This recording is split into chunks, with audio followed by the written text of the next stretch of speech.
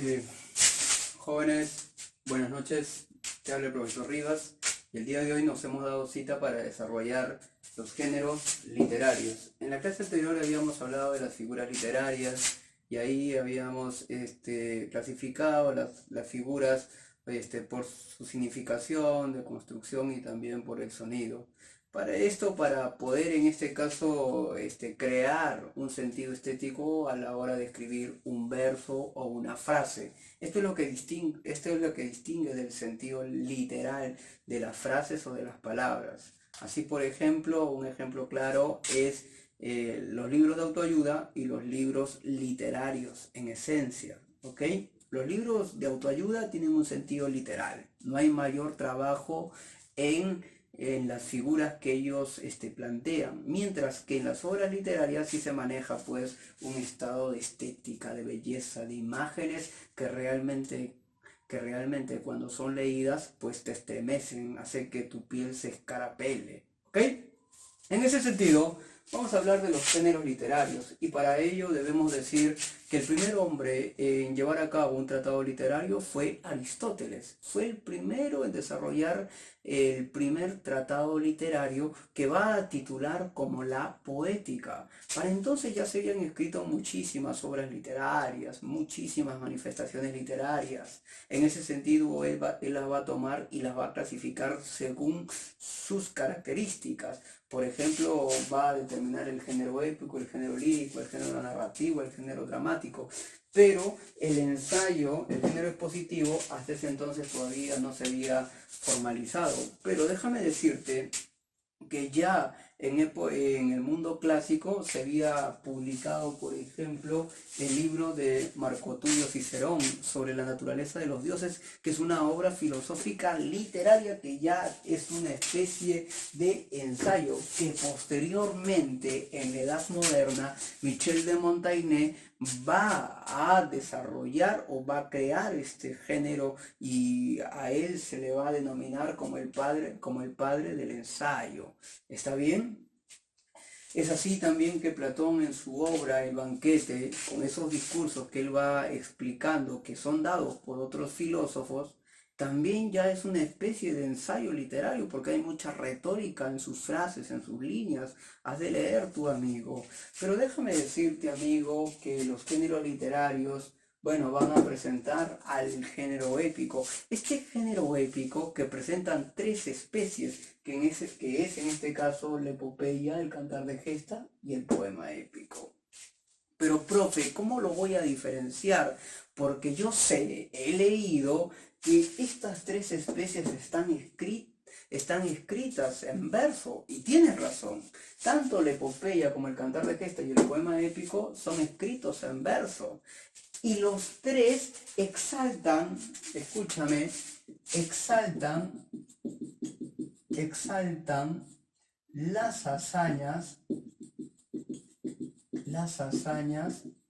de los héroes nacionales, de los héroes. ¿Está bien? Exaltan las hazañas de los héroes. Como por ejemplo, si nosotros citamos a un héroe de la Edad Antigua, vamos a citar a Aquiles. Podríamos también citar a Patroclo, a Héctor, a Paris, a Odiseo, entre otros, a Néstor, por ejemplo. ¿Ok?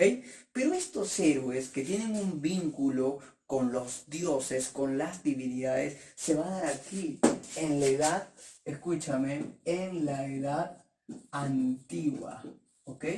En la edad antigua. ¿Por qué? Porque en la edad antigua surgen las epopeyas que eran cantadas por los aedos. Uno de ellos, por ejemplo, es Homero, quien te va a presentar la Ilíada y la Odisea. A él se le atribuye estos dos libros, ¿ok? Pero claro, estos libros que yo te he presentado ya es una versión en prosa, pero estas obras fueron escritas en verso y ha sido con el paso del tiempo que han tomado esta forma.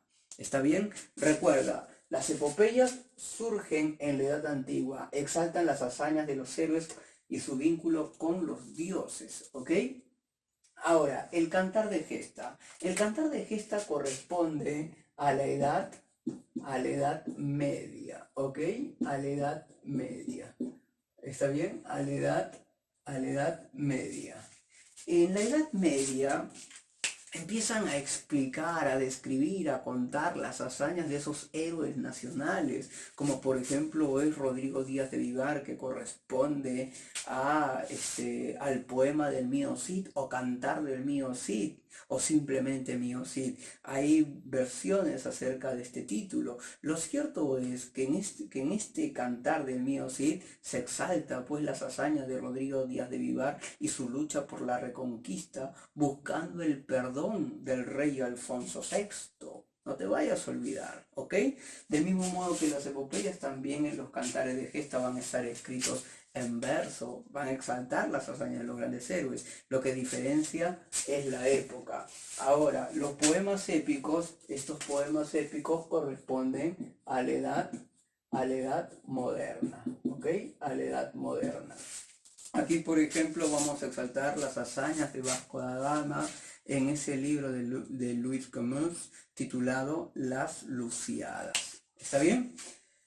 Esas son las especies épicas, pero ahora cuando nosotros hablamos del género lírico, este género lírico, amigo, escúchame, expresa el mundo subjetivo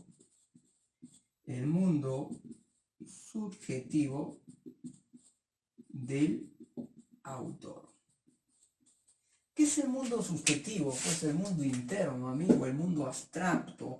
¿Y qué ha pasado que tú, como una persona que empieza a amar, se enamora o siente amor, ya sea paternal o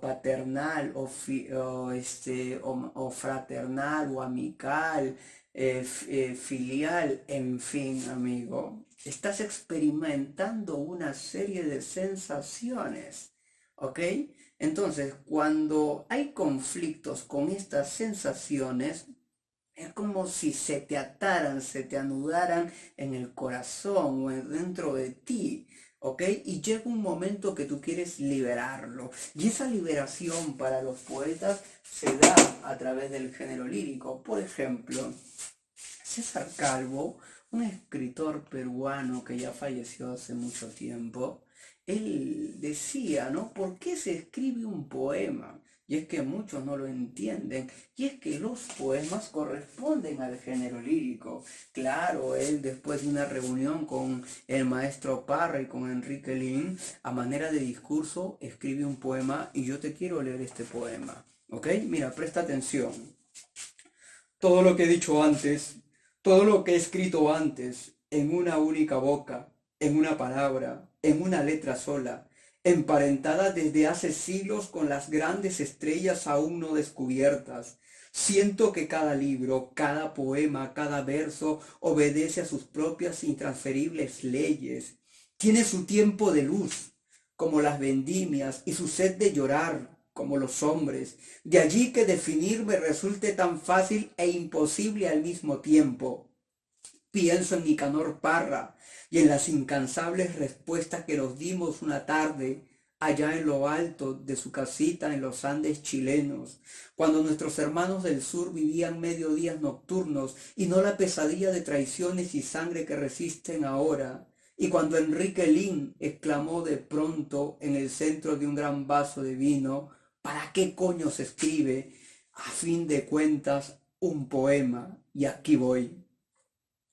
Se escribe un poema para sentirse el centro del mundo. Se escribe un poema para ser más fraternos a los hombres, o sea, para intentarlo, o sea, para que la poesía sirva para alguna cosa. Se escribe un poema para no sentirnos el centro del mundo. Se escribe un poema para ahuyentar a una muchacha. Se escribe un poema para sacarle un par de libras a un amigo. Se escribe un poema para ayudar a la revolución. Se escribe un poema para que los maricas nos odien mucho más. Se escribe un poema para que el poema nos acompañe, para no estar tan inexplicablemente solos. Se escribe un poema para duplicar el orgasmo, o al menos para ponerle un espejo delante. Se escribe un poema para no tener tiempo de hacer otras cosas, como por ejemplo para no tener tiempo de sufrir. Se escribe un poema para para que nuestra tía más querida pueda decir a todos que tiene un sobrino que escribe un poema. Se escribe un poema para rascarse la barriga en la playa, para emborracharse en Surquillo sin que a uno los asalten los señores chaveteros, para darse un descanso entre polvo y polvo, para hablar de ello en el Instituto Italiano de Cultura, para que a uno le consideren todo, para que a uno no le consientan ni un comino. Se escribe un poema para que los psiquiatras no nos cobren y para que aquella rubia se sienta inmortalmente poseída y para que los hermanos como Ángel Avendaño no sientan tanto frío en las prisiones. Y para que el general Velasco lea estas líneas y sepa que Avendaño sigue preso por orden de una culebra disfrazada. Y se escribe un poema para viajar a los congresos de escritores con todos los gastos pagados, y para ponerle el cascabel al gato, y para poder comer con la mano en los salones si nos viene la gana, y para morirse de hambre y también para no morirse de hambre, y para quedar como un perfecto cojudo en todas partes, y para usar calzoncillos de colores sin que se nos acuse de maricas, y para que ciertos cadetes nos dejen a solas con sus novias creyendo que lo somos. También se escribe un poema para no afeitarse nunca, para ir al baño sin remordimientos, para ir al comedor sin remordimientos, para ir al dormitorio sin remordimientos. Y se escribe un poema para sentirse culpable de todo y con esos materiales llegar a escribir un poema. Y también se escribe un poema para reírse a gritos. Y para vivir también se escribe un poema y para tener un pretexto para no vivir, etcétera. Y a propósito de etcétera, se escribe un poema para no escribir cosas peores como cartas de amor, cartas financieras, facturas por pagar, tratados de filosofía miraflorina, y se escribe un poema por incapacidad, cuando se ha fracasado como buen derecho en la selección del colegio, cuál es mi triste caso, y se escribe un poema para intensificar la vida, como dice Stefano Baranz, y se escribe un poema, finalmente se escribe un poema para que en algún lugar del mundo, mañana o dentro de 20 años, la pareja que está por suicidarse alcance a leerlo y desista por lo menos unos días y comprenda que la vida es siempre hermosa a pesar de la vida y a pesar del poema. Extraordinario poema de César Calvo. Evidentemente, ahí hay una expresión de ese mundo subjetivo que explica el género lírico, o por ejemplo lo que hace Pablo Neruda, porque si esto no libera el mundo subjetivo, no sé qué podría hacer. Escucha, por favor, atento a los versos del Premio Nobel de 1971. Si tú me olvidas. Si tú me olvidas, quiero que sepas una cosa. Tú sabes cómo es esto. Si miro la luna de cristal, la rama roja del lento otoño en mi ventana, si toco junto al fuego la impalpable ceniza o el arrugado cuerpo de la leña, todo me lleva a ti, como si todo lo que existe, aromas, luz, metales, fueran pequeños barcos que navegan hacia las islas tuyas que me aguardan. Ahora bien, si poco a poco dejas de quererme, dejaré de quererte poco a poco. Si de pronto me olvidas, no me busques, que ya te habré olvidado. Si consideras largo y loco el viento de banderas que pasa por mi vida y te decides a dejarme a la orilla del corazón en que tengo raíces, piensa que en ese día, a esa hora, levantaré los brazos y saldrán mis raíces a buscar otra tierra. Pero si cada día, cada hora, sientes que a mí estás destinada con dulzura implacable, si cada día sube una flor a tus labios a buscarme, ay, amor mío, ay mía, en mí todo ese fuego se repite. En mí nada se apaga ni se olvida. Mi amor se nutre de tu amor, amada, y mientras vivas, estará en tus brazos sin salir de los míos. Muy bien. Está claro lo que dice Pablo Neruda. Esa es la poesía. Liberarte, expresa todo eso que nos hace daño, pero que muchas veces queremos tenerlo ahí, ¿verdad? Pero bueno, el género lírico es aquel género que más especies presenta, sin dejar de lado las especies líricas incaicas, ¿no? Como por ejemplo el ayataki, el huacataki, la moray, el urpi, por ejemplo, que ya hablaremos de esas especies quechuas, esas especies líricas quechuas cuando entremos a literatura peruana, ¿ya? Pero por ahora vamos a observar estas especies. Por ejemplo, cuando nosotros hablamos de las odas, como entenderás, son composiciones líricas que fueron escritas para los juegos, ¿ok? Por ejemplo, aquí nosotros podemos citar a la Oda Pindárica a Grau de Manuel González Prada, aquel hombre que va a ser considerado como el precursor del modernismo, como precursor del indigenismo, como el sibarita, como el apóstol de la muerte, y su obra más importante, sin ninguna duda, será Páginas Libres, ¿ok? Esas son las odas. Composiciones líricas que fueron dirigidas a los juegos, por ejemplo, en la Grecia clásica, ¿no? Cuando se dieron los Juegos Olímpicos, o por ejemplo los Juegos que se llevaron a cabo en Roma, ahí aparece la figura del gran Horacio, este gran poeta latino. ¿Está bien? O por ejemplo la canción. Por ejemplo, a ver, yo te voy a preguntar quién fue el ganador del premio Nobel en el 2016. Claro, yo sé que tú me vas a decir, profesor, muy sencilla, fue Bob Dylan. Bob Dylan, cantautor, quien había ya escrito canciones, por ejemplo, que va a interpretar John Lennon, los Rolling Stones, de gran trayectoria musical, a él se le va a atribuir el premio Nobel en el 2016. Pero bueno, muchos no estuvieron de acuerdo, pero lo cierto es que la academia reconoció su trabajo de este enorme cantautor. Y de hecho te recomiendo que escuches sus canciones, tal vez te gusten, ¿no? Pero en realidad la poesía está dentro de la música, de las canciones. Y aquí, por ejemplo, nosotros vamos a citar, escúchame, vamos a citar a Rubén Darío con su famosa canción de otoño. Recuerda que la canción tiene un tono melancólico, suave, ¿ok? Acá citamos, por ejemplo, a Rubén Darío con su famosa canción de otoño. Juventud, divino tesoro, ya te vas para no volver, cuando quiero llorar no lloro y a veces lloro sin querer, ¿ok? Aquí, por ejemplo, los epitalamios, estas composiciones líricas se van a escribir en honor, escúchame, en honor a la boda o a las bodas, ¿no? ¿Está bien? En honor a la boda o a las bodas, ¿está bien? A las bodas, a las nupcias, ahí se va, en esos casos se va a escribir epitalamias, o bueno, estaban dirigidas para las nupcias. En ese sentido, podemos nosotros citar este libro bíblico titulado El Cantar de los Cantares, que Fray Luis de León, por traducirlas, fue condenado a prisión, pero bueno, cosas que sucedieron en la época del siglo de oro. Ahora, cuando nosotros hablamos de los himnos básicamente son composiciones líricas que están dirigidas a las divinidades, ¿está bien?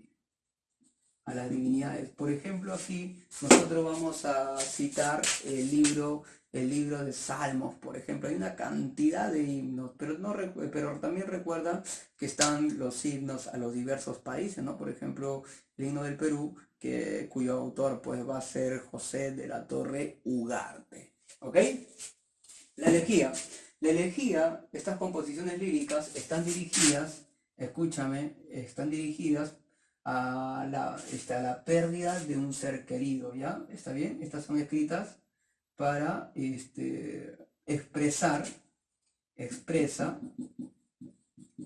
expresa la pérdida de un ser querido. Un ejemplo claro de elegía son las coplas coplas a la muerte de su padre, de Jorge Manrique, por ejemplo, ¿no? Esas son las elegías. Ahora, las églogas. Las églogas, estas composiciones líricas describen los amoríos de los campesinos en la naturaleza. No te vayas a olvidar, ¿ya? En la naturaleza, ¿ok?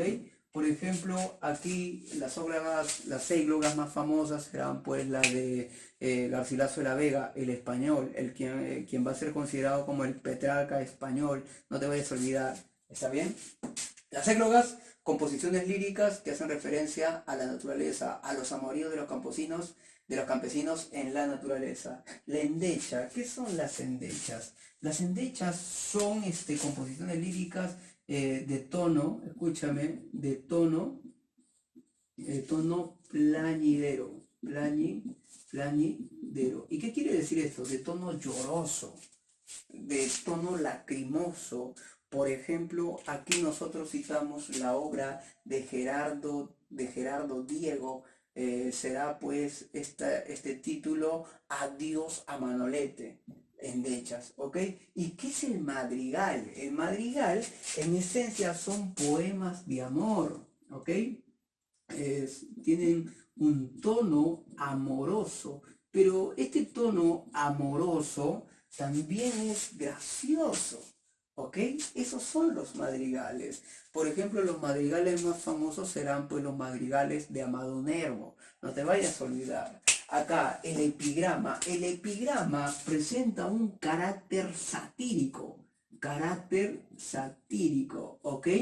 Por ejemplo, los epigramas abundaron en la etapa del costumbrismo, específicamente en el anticriollismo. Me refiero a Felipe Pardo Aliaga, con sus famosas Amilevita, por ejemplo. Amilevita, estos epigramas. O por ejemplo, el idilio. ¿Qué son los idilios?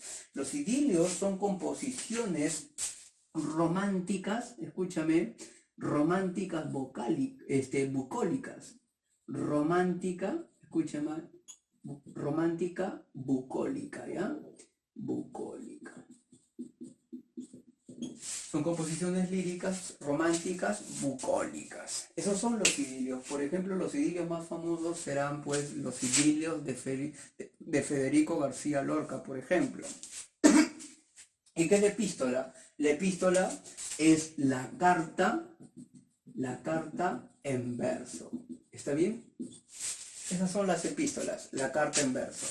Por ejemplo, la epístola a Abelardo de Amarilis es un claro ejemplo.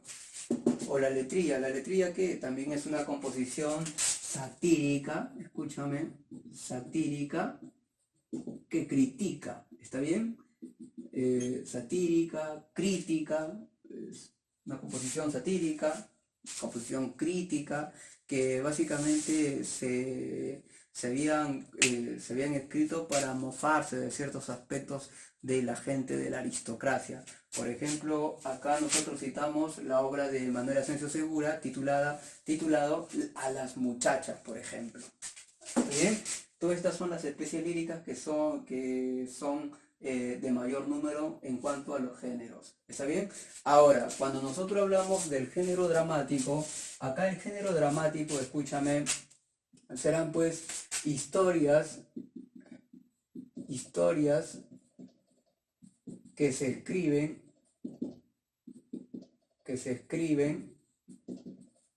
para ser representadas. Historias que se escriben para ser representadas. Ese es el género dramático. Es un escrito en prosa que cuenta una historia para ser representadas en un escenario ante un público. Ya te había explicado cuáles son las características de este escrito dramático, ¿no? Se escriben los escritos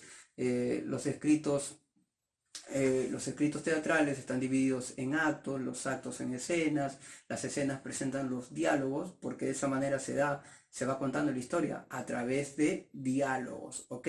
Ahora, ¿cuáles son las especies del género dramático? Las especies, la tragedia, la comedia y el drama. La tragedia, escúchame, la tragedia genera la muerte del protagonista, ya esta es su característica. El protagonista muere. El protagonista muere. Esa es su característica.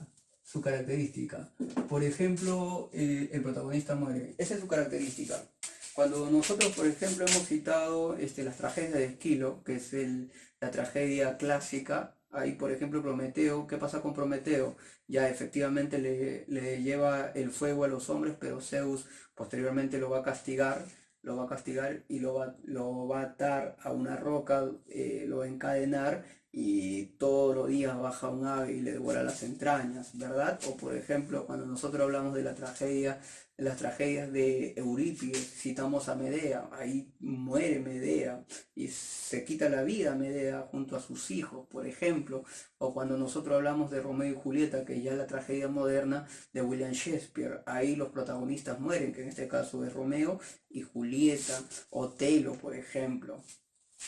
Ahora, ¿qué es la comedia? La comedia presenta como característica final feliz, ¿ok?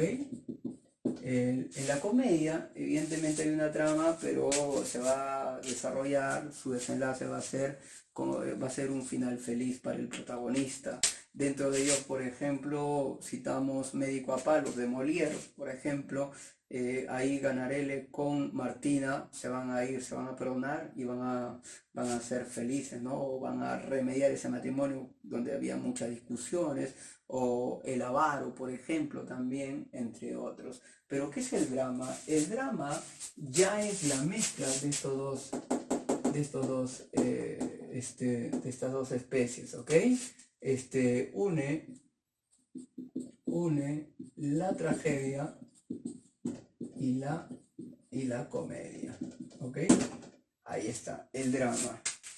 Hay evidentemente un tono trágico, pero al final se va a desarrollar, el desenlace va a ser feliz. Como por ejemplo Fuente Ovejuna de Félix Lope de Vega, también llamado El monstruo de la naturaleza, el poeta del cielo y de la tierra, el fénix de los ingenios, entre otros. ¿Ok? Esas son algunas las características de estas tres especies con sus respectivos ejemplos.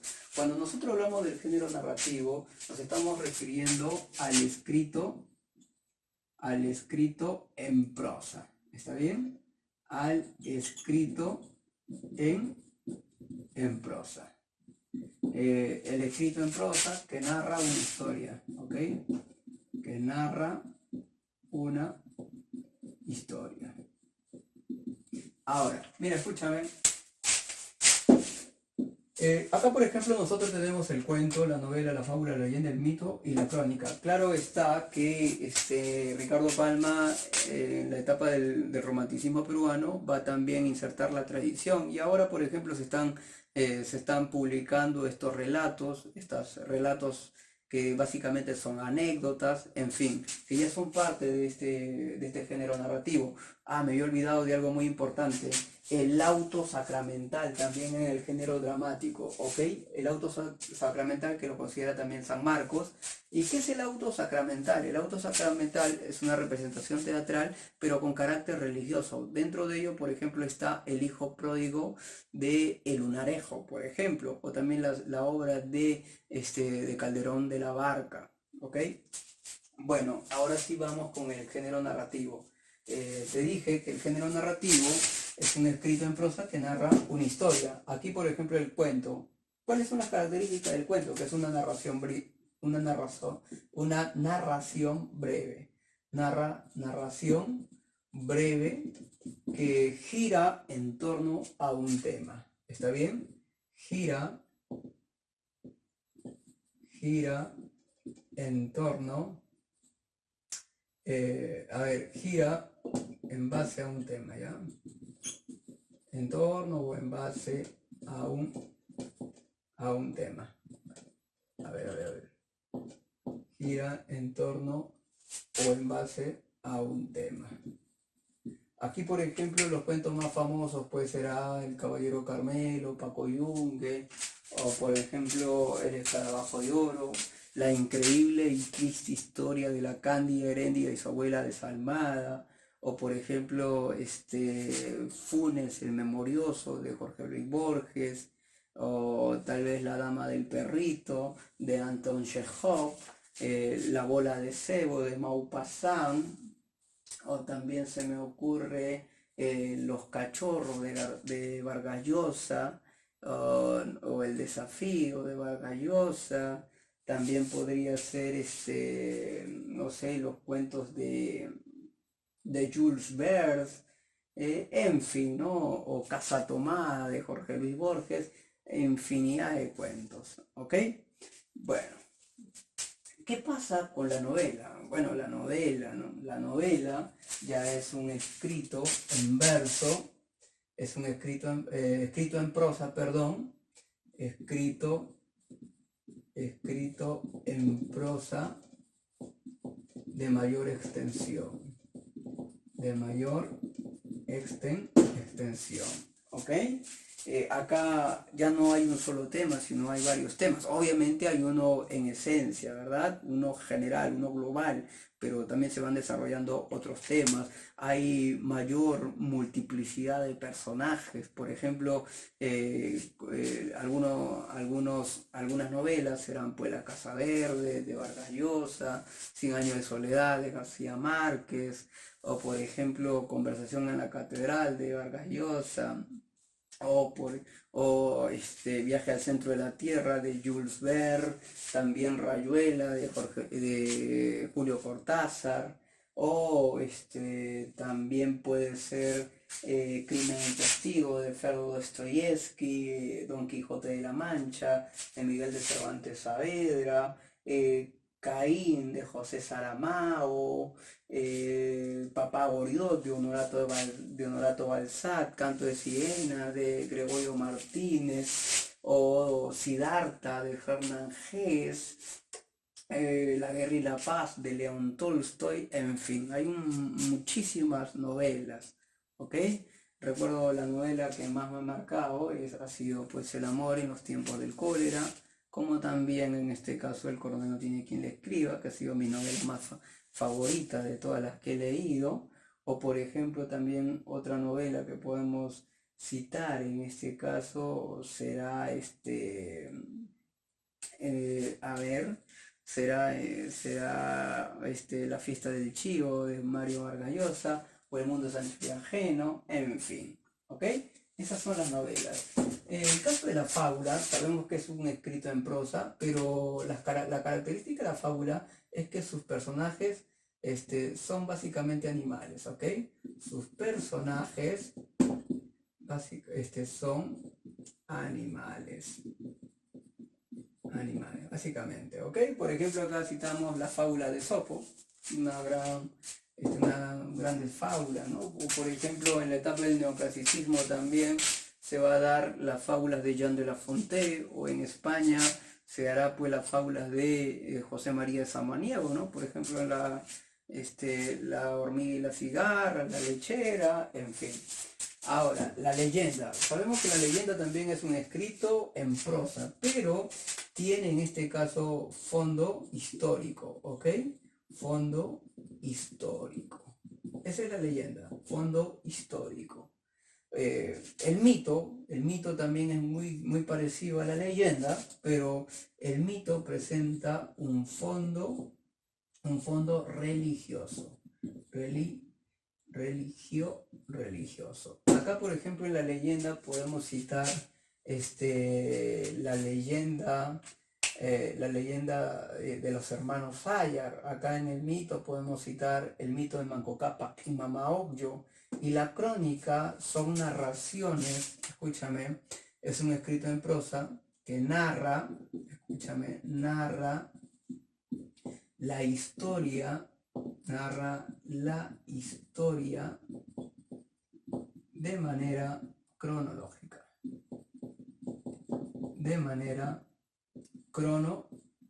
Cronológica. Aquí, por ejemplo, citamos a la obra del Inca Garcilaso de la Vega,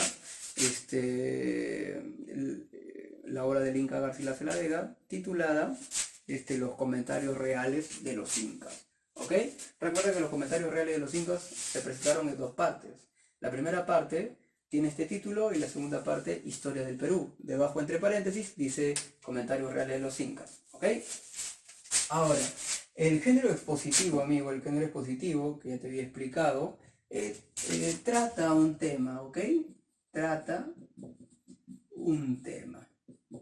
un tema. Recuerda que el género expositivo, a través del ensayo, que es única especie, escúchame, trabaja un tema en específico. En específico. Por ejemplo, acá podemos citar la obra de José Carlos Mariátegui, siete ensayos de la interpretación de la realidad peruana, por ejemplo.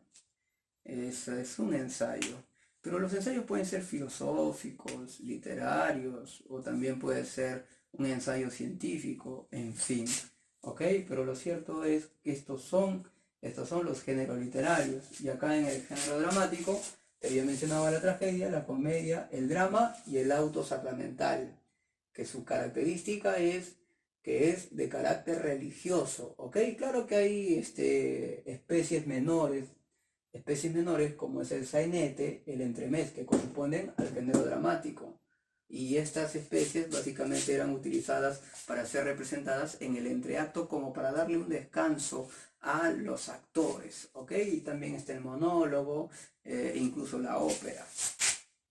Entonces, de esa manera, amigo, hemos desarrollado los géneros literarios y será hasta el próximo video, ¿ok? Nos vemos.